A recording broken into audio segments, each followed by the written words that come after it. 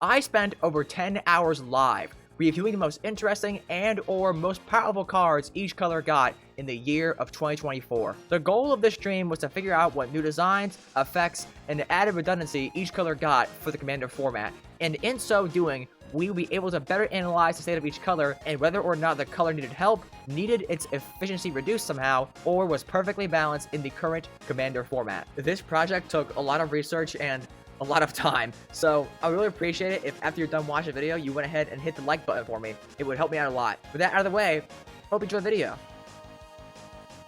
I don't have these in any particular... Emrakul, the world anew. 12 mana, yikers. For a legendary Yggdrasil creature, 12/12. When you cast a spell, gain control of all creatures target player controls. Flying. Protection from spells and from permanents that were cast this turn. When Emrakul leaves the battlefield, sacrifice all creatures you control. Madness. Pay 6 colorless. He's alright, but I wish I unbanned the 15 mana value one. I am 99% sure they will unban 15 mana Emrakul in April. There's no way they don't, dude. There's no way. There's no way they don't. I can't see a world where they don't unban 15 mana value Emrakul. She would do nothing but be a finisher for Yggdrasil decks, and that's it. Bounce manners. Bounce manners. I'm telling you right now. Buy your 15 mana Emrakuls, alright? Money! Even if she doesn't get unbanned in April, she will get unbanned eventually. There's no way she doesn't. The day will come where she gets unbanned. She will. 100%. She basically reads, destroy target player. And the madness is... I think you do have to build your mana base around her a bit if you want to madness her out. But if you do, dude, oh my god. 6 mana Emrakul is like... Oh my god, dude, it's nuts. What? That's wild. That's wild, dude. Your username befits you. Oh, but yeah, she's really good, dude. She's very hard to kill. You pretty much have to edict her or cast a wrath. At which point, if you're wrathing, like... Who cares? Because, you know, there's the downside, right? There's this. Oh, you know, if someone has to wrath to kill Emrakul, it doesn't matter. Because the leaves battlefield effect just doesn't affect you. The one downside is if somebody, like, casts, Flare of Malice, you're screwed. That's the one out your opponents have to, like, screw you over. There's really nothing they can do against her that, like, kills her. That also doesn't kill everyone else's board. She is so very good effect. I really would love to make a deck where the whole goal was to madness her out. Haven't done that yet. It's 100% on my bucket list. It's 100% on my bucket list. Next up, chat. A card that I actually think is like somewhat problematic. Null Elemental Blast. 1 colorless. Instant. Choose one. Counter target multicolored spell or destroy target multicolored permanent. If you run Evolving Wilds and Terramorphic Expanse in your decks, dude, you can just throw in 1 wastes to make sure you can always cast this. At the very worst, this is 1 mana, destroy target commander, which is still really good. Or like 1 mana counter target commander. Null Blast. Everyone gets a counter spell. Like I legit think you should be playing this card if you're not in blue. Like just throw in 1 wastes, run, you know, Wilds and Expanse to run your basic fetches and run a single waste to fetch. Make sure you can cast this. I think it's worth it, dude. Winter Moon. 2 mana artifact. Now everyone gets players can't untap more than 1 non-basic land during their untap steps. This is more so of like a mono-color payoff because it hates on everyone except for you, right? You just ensure that nobody besides you gets to untap lots of lands. Hates on expensive mana base is super hard. You also could just, it's also just a really good mono-green payoff. Yeah. Oh, thanks. Doesn't work on landfall. Makes me cry. You either have a deck that is like built around assembling lots of basics, or you are just like a monocolor deck that doesn't play lots of non-basics in general, and you get max value off of this.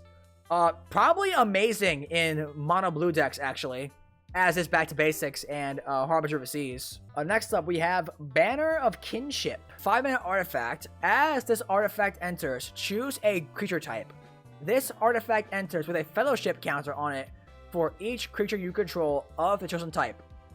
Creatures you control of the chosen type get +1/+1 for each fellowship counter on this artifact. So now, no matter what kindred deck you're playing, you will always have a very good finisher. It's not really fair to the go tall kindred decks, because it snowballs, right? The more creatures you have, the more counters it gets. So, you know, if you're in giants, right, you probably aren't gonna be able to ever get more than like 4 giants. So you're only gonna get +4/+4. But if you're in humans, you can get like 15. Mono green elves pay off. God damn it. Everything's mono green, dude. What the? Good for go wide strategies, not so good for go tall strategies. Leyline Axe! Artifact equipment. If this card is in your opening hand, you may begin the game with it on the battlefield. Equipped creature gets +1/+1 and has double strike and trample. Eat your heart out, Embercleave. Every color gets Embercleave now. Kind of. It's not the exact same. You have to draw it, I guess. And you don't get the free attach. Instead, you get, it comes out for free. So every color now gets a slightly worse Embercleave. The Capitoline Triad. 10 mana for a legendary god artificer creature. Those who came before. This spell costs 1 less to cast for each historic card in your graveyard. Artifacts, legendaries, and sagas are historic. Exile any number of historic cards from your graveyard with total mana value 30 or greater. You get an emblem with creatures you control have base power and toughness 9/9. Emblem? That's not from a planeswalker. To be honest, I've lost this card when it was played in mono green by milling it and using Shifting Woodland. They're cool. Finally, you play an actually interesting colorless commander that isn't Yggdrasil. They also are a colorless commander that actually has a big emphasis on self-mill and artifacts. Green gets us out faster. No, guys. It costs less for historic cards in your graveyards. You gotta be self-mill. It's colorless, guys. It's not green.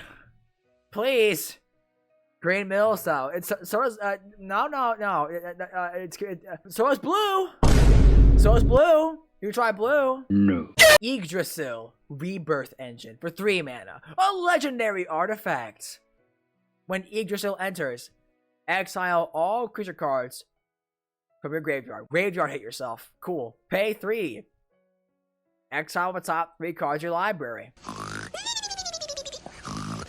Nice and Orcish Librarian. Nice and Orcish Librarian. Library paste. Pay 4 and tap it. Put a creature card exile with Yggdrasil onto the battlefield under your control. It gains haste. Is this a power crept Quicksilver Amulet? The real base play is to play Food Chain with this and just use it as a draw engine for your Squeeze, Miss Hollow Griffins, and Eternal Scourge. But Bounce Man, what happens if I exile a Food Chain with it? Too bad, so sad. You can play it in mono green and get a hasted Cactuar.